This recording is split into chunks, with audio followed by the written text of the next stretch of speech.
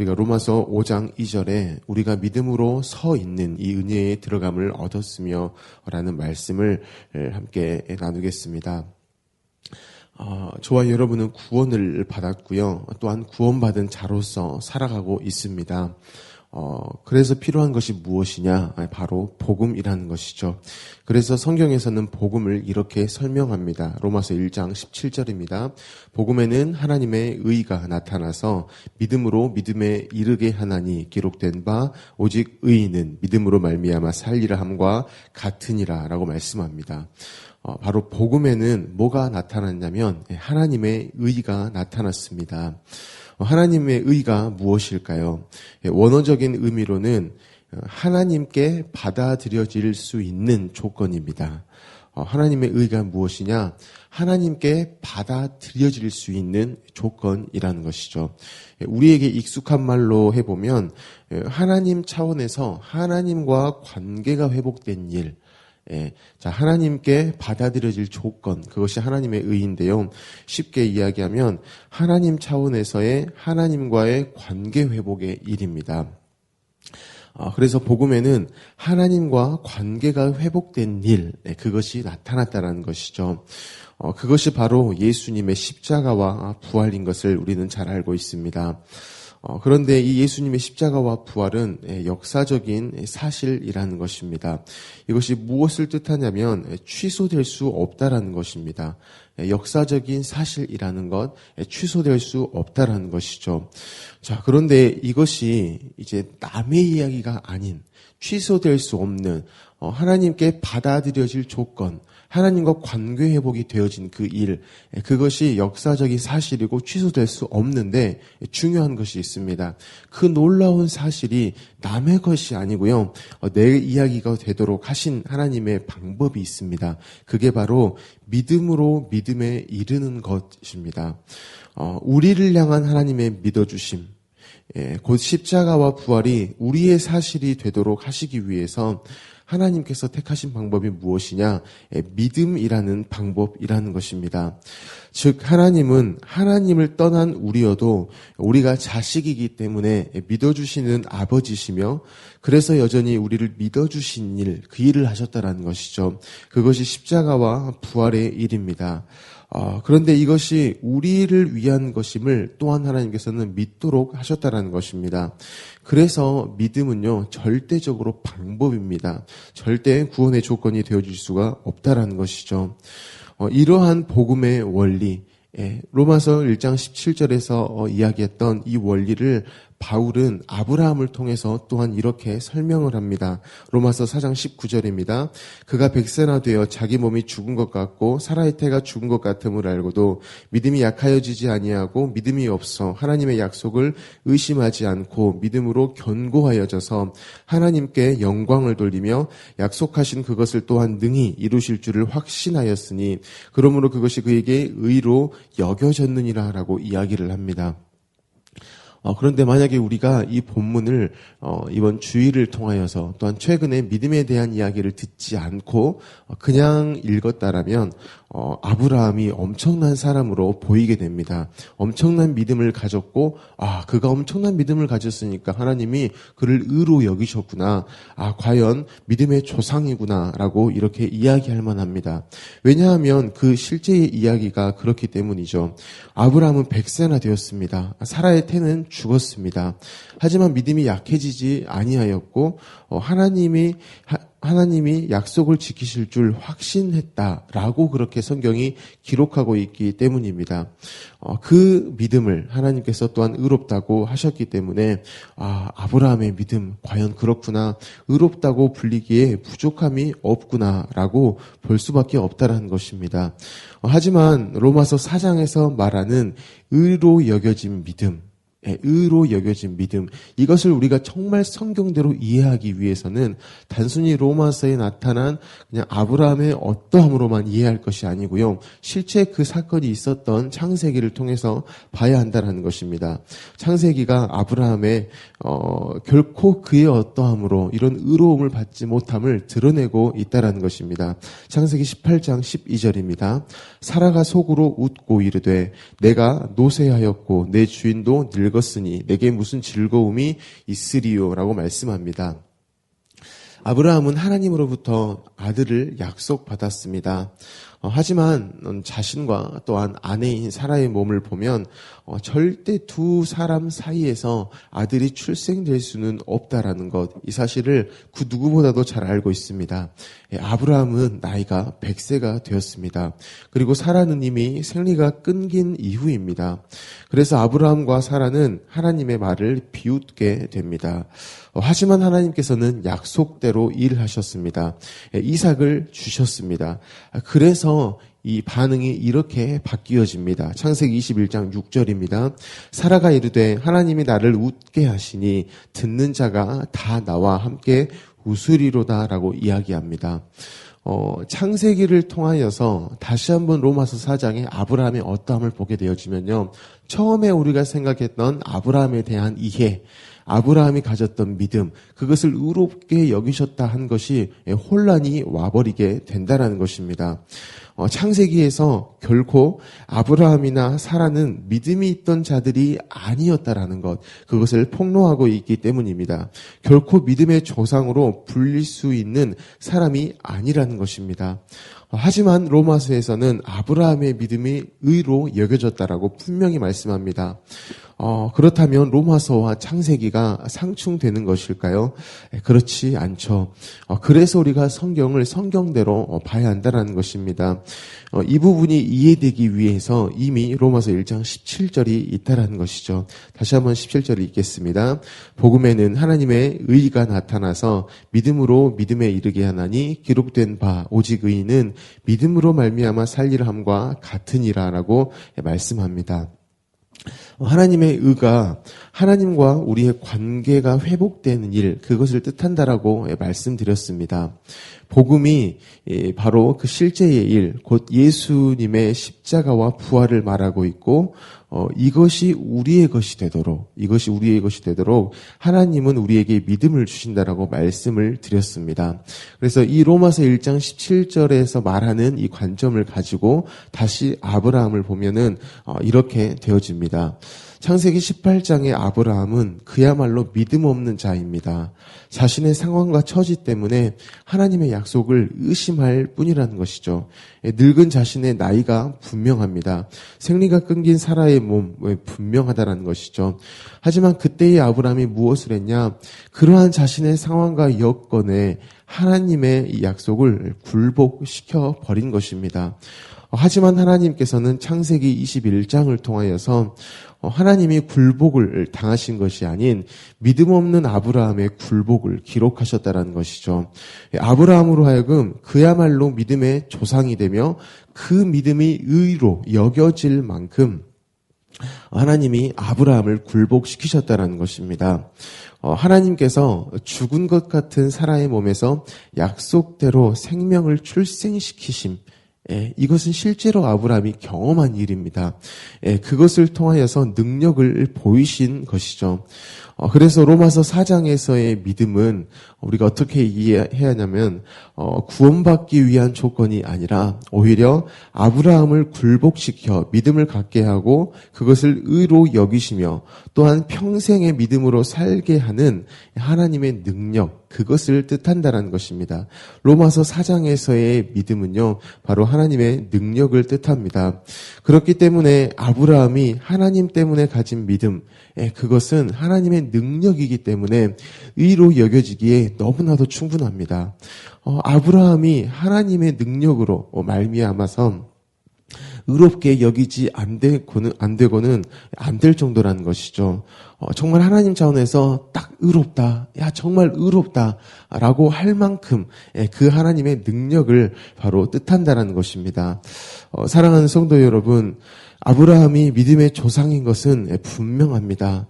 하지만 그 분명함의 원인과 과정과 결과가 아브라함에게 있는 것이 아니었다. 이것을 성경이 말씀합니다. 그랬기 때문에 바울이 아브라함의 이야기를 굳이 했던 것입니다. 유대인들이 율법, 곧 자신의 어떠함으로 구원을 받으려고 하는 바로 유대인들이었다라는 것이죠. 그래서 그들에게 바울이 복음을 전한 것입니다. 그리고 성경은 아브라함만 그 은혜에 동참케 된 게 아니고 의로 여기심 받을 우리도 위함이라고 분명히 말씀합니다. 그래서 바울은 아브라함에 대해서 이야기를 했고 애초에 하나님께서 의도하신 아브라함뿐만이 아니라 그 실제의 구원 가운데 참여된 우리도 그 현실 가운데 있다. 이랬기 때문에 아브라함을 이야기했다는 것이죠. 그래서 23절에 이렇게 이야기합니다. 그에게 의로 여겨졌다 기록된 것은 아브라함만 위한 것이 아니요 의로 여기심을 받을 우리도 위함이니 곧 예수 우리 주를 죽은 자 가운데서 살리신 이를 믿는 자니라라고 기록하고 있습니다. 아브라함은 그 스스로 늙은 나이, 죽은 것 같은 사라의 태에서 이렇게 자신이 있었기 때문에 그것이 자신의 현실이었기 때문에 약속을 의심했었습니다.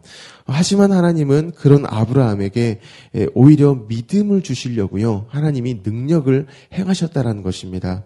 그리고 그 능력은 지금 바울을 통하여서 그 말을 듣고 있는 유대인들에게도 동일한 것인데 그게 무엇으로 나타났냐? 바로 예수님으로 나타났다라는 것이죠.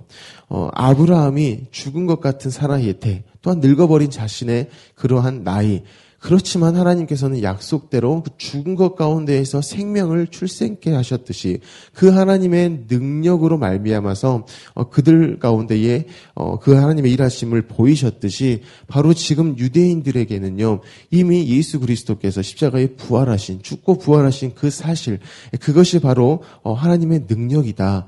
너희들의 스스로의 어떠함으로 구원받는 것이 아니다. 하나님의 능력으로 이미 구원이 우리에게 임하였다. 이미 우리에게 경험된 사실이다라고 지금 이야기를 한다는 것입니다. 그래서 바로 아브라함이 믿음으로 의롭다 함을 받을 만큼이라는 것을 성경이 기록한다는 것입니다. 그래서 아브라함이 그 능력을 경험한 이유는 아브라함만 의롭게 되는 것, 그것이 목적이 아니라는 것이죠. 하나님의 목적은 이미 우리까지 향하여 있었습니다. 당시 아브라함이 그 놀라우신 하나님의 능력을 경험함으로 자신이 하나님 안에 있음을 구원받았음을 하나님의 능력으로 살아가는 것을 알았다라는 것이 그 아브라함만이 아니고 이미 그때에 우리를 향하여서까지도 하나님은 일을 하셨다라는 것이죠.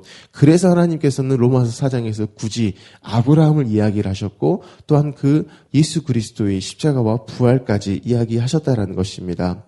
그래서 죽은 태와 같은 몸에서 이삭이 출생되었듯이 예수 우리 주를 죽은 자 가운데서 이미 살려버리신 그 하나님을 믿게 되어지는 자, 그가 바로 의롭게 여김을 받는 자라는 것입니다. 그래서 지금 이러한 놀라운 복음에 대해서 듣는 당신들, 곧 유대인들, 당신들의 존재가 곧 하나님께 의롭게 여김 받을 만한 존재라는 것을 지금 바울이 드러내고 있습니다.